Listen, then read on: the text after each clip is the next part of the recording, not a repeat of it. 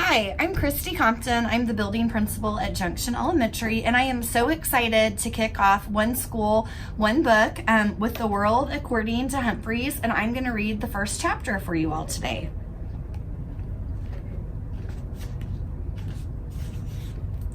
The Return of Mrs. Brisbane. Today was the worst day of my life. Mrs. Mack left room 26 of Longfellow School for good, and that's bad. Worse yet, Mrs. Brisbane came back. Until today, I didn't even know there was a Mrs. Brisbane. Lucky me. Now I want to know, what was Miss Mack thinking? She must have known that soon she'd be leaving without me, and that Mrs. Brisbane would come back to room 26 and I'd be stuck with her. I still love Miss Mack more than any human or hamster on earth. But what was she thinking? You can learn a lot about yourself by taking care of another species. She told me on the way home the day she got me, "You'll teach those kids a thing or two." That's what she was thinking. I don't think she was thinking very clearly. I'm never going to squeak on her again. Of course, I'll probably never see her again because she's gone. But if she comes back, I'm not even going to look at her. I know that last sentence doesn't make sense. It's hard to make sense when your heart is broken. On the other hand, until Miss Mack arrived, I was going nowhere down at Pedorama. My days were spent sitting around, looking at a bunch of furry things in cages just like mine. We were treated all right, regular meals, clean cages, and music piped in all day. Over the music, Carl, the store clerk, would answer the phone. Open 9 to 9, 7 days a week, corner of 5th and Alder, next to the Dairy Maid. Back then, I feared I'd never see 5th and Alder, much less the Dairy Maid. Sometimes I'd see human eyes and noses, not always as clean as they should be, poking up against the glass. Nothing ever came of it. The children were excited to see me, but the parents usually had other ideas. "Oh, come see the fish, Cornelia. So colorful and so much easier to take care of than a hamster," Mama might say. Or, "No, Norbert. They have the cutest little puppies over here. After all, a dog is a boy's best friend." So there were hamsters, gerbils, mice, and guinea pigs, not nearly as popular as the fish, cats, or dogs. I suspected that I'd be spinning my wheel at Pedorama forever. But once Miss Mack carried me out the door a short 6 weeks ago, my life changed fast. I saw 5th, I saw Alder, I saw the Dairy Maid with the statue of a cow and an apron outside. I was dozing when she first came to Pedorama, as I do during the day because hamsters are more active at night. "Hello," a warm voice awakened me. When I opened my eyes, I saw a mass of bouncy black curls, a big happy smile, huge dark eyes, the smell of apples. It was love at first sight. "Aren't you the bright-eyed one?" she asked. "And might I return the compliment?" I replied. Of course, it came out squeak, squeak, squeak, as usual. Miss Mack opened up her purse with the big pink and blue flowers on it. "I'll take him," she told Carl. "He's obviously the most intelligent and handsome hamster you have." Carl grunted. Then Miss Mack picked out a respectable cage. Okay, not the 3-story pagoda I'd had my eye on, but a very nice cage. And soon, amid squeals of encouragement from my friends in the small pet department, from the teeniest white mouse to the lumbering chinchilla, I left Pedorama with high hopes. We sped down the street in Miss Mack's bright yellow car.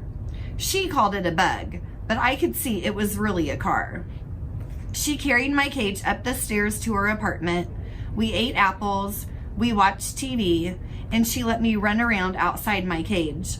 She gave me my very own name, Humphrey, and she told me all about room 26, where we'd be going the next morning. "And since you are an intelligent hamster who is going to school, I have a present for you, Humphrey," she said.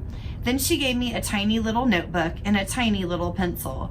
"I got these for you at the doll shop," she explained. Then she tucked them behind my mirror where no one could see them except for me.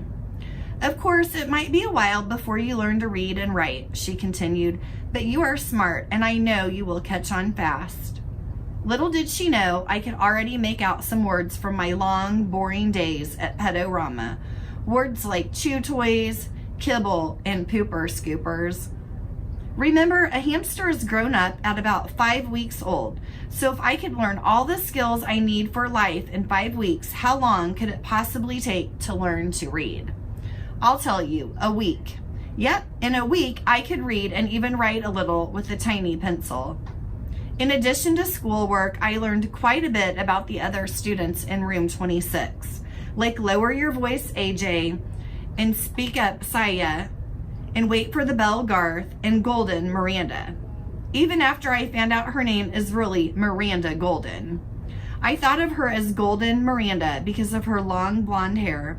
After all, I am a golden hamster. Yes, life in room 26 suited me well during the day. My cage had all the comforts a hamster could ask for. I had bars on the window to protect me from my enemies. I had a little sleeping house in one corner where no one could see me or bother me. There was my wheel to spin on, of course, and a lovely pile of nesting material. My mirror came in handy to check my grooming and to hide my notebook. In one corner, I kept my food. The opposite corner was my bathroom area because a hamster likes to keep their poo away from their food. Who doesn't? All my needs were taken care of in one convenient cage. At night, I went home from school with Mrs. Mack and we watched TV or listened to music. Sometimes Miss Mack played her bongo drums. She made a tunnel on the floor so I could race and wiggle to my hamster heart's content. Oh, the memories of those 6 weeks with Morgan McNamara. That's her real name, but she told her students to call her Miss Mack.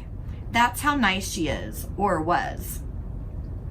On the weekends, Miss Mack and I had all kinds of adventures. She put me in her shirt pocket right over her heart and took me to her laundry room. She had friends over and they laughed and made a fuss over me.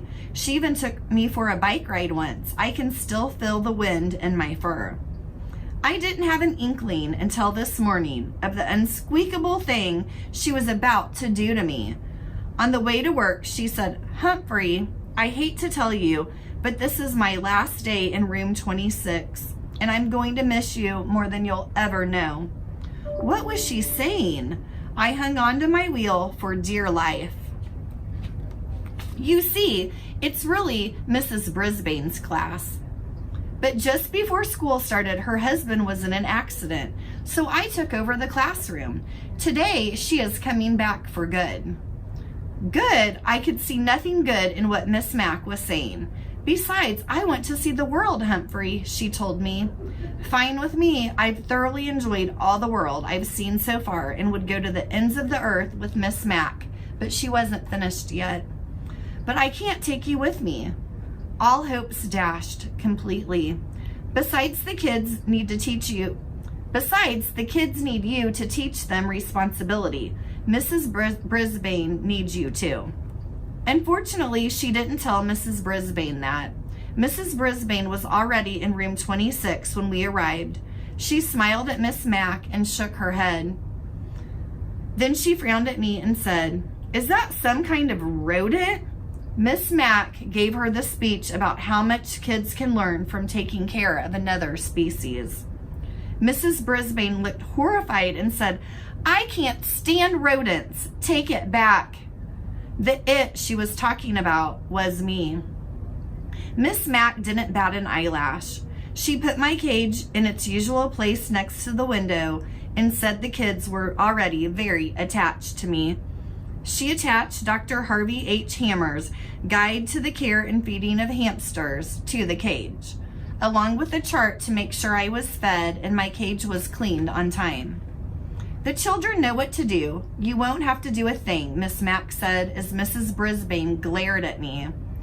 Just then, my fellow students came streaming into the room, and within half an hour, Miss Mack had said goodbye to everyone, including me. "I'll never forget you, Humphrey," she whispered. "Don't you forget me either." "Not likely, but I don't know if I can ever forgive you," I squeaked. and then she was gone without me. Mrs. Brisbane didn't even come close to my cage until recess. Then she walked over and said, "Mister, you have got to go." But she doesn't know my secret. The latch on my cage door doesn't work. It never has. It's the lock that doesn't lock. So I've got news for Mrs. Brisbane. If I've got to go, it will be when and where I decide to go, not her.